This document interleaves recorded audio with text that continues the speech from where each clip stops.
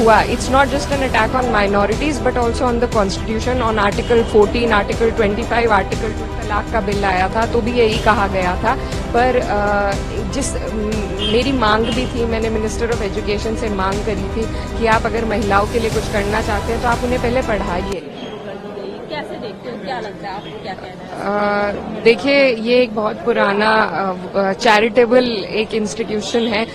वक्फ की जो जमीन है वो कैसे दी जाती है, सबसे पहले ये समझने की जरूरत है। अगर मैं आपको कुछ दे रही हूँ, उसमें कोई तीसरा इंसान, मैं आपको अपनी चैरिटी अपने मन के हिसाब से आपको कुछ दे रही हूँ, उसमें कोई दूसरा इंसान आपको आके बताए कि आप उसका किस तरीके से इस्तेमाल कर सकते हैं, और सारी की सारी जो पावर्स है वो आप अगर जिला अधिकारी को दे देंगे तो उसमें I don't think it helps anybody and we are totally against it. ये सिर्फ इंटरफेरेंस है, क्योंकि ये सरकार जिस तरीके से इनको मैंडेट मिला है और यूपी में जितनी बड़ी हार मिली है उसी का बदला लेने के लिए सबसे पहले माइनॉरिटीज पर अटैक होता है। और मुझे लगता है अगर इसी तरीके से attack, it's a direct attack.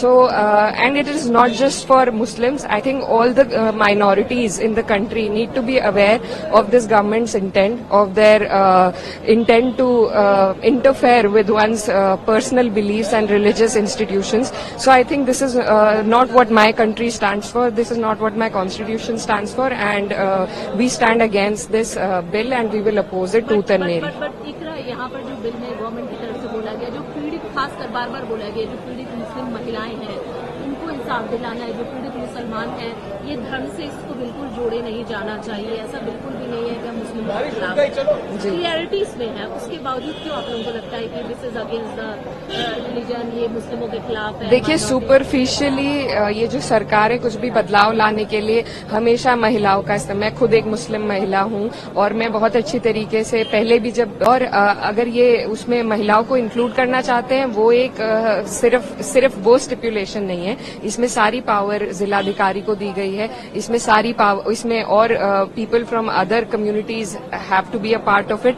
तो इस तरीके के बहुत प्रावधान है, सिर्फ उसको सेल किया जा रहा है कि हम विमेन को इसमें इंक्लूड कर रहे हैं। पर जैसा अभी हमने देखा है ट्रिपल तलाक में, अब क्या होता है, there are a lot of abandonment cases. पहले तलाक हो जाते थे, लेकिन अब औरतों को सिर्फ अबैंडन कर दिया गया है, और जो उनके पति हैं वो जेल चले जाते हैं, वो उनके पास वैसे भी उन्हें कुछ इससे फायदा नहीं होता है।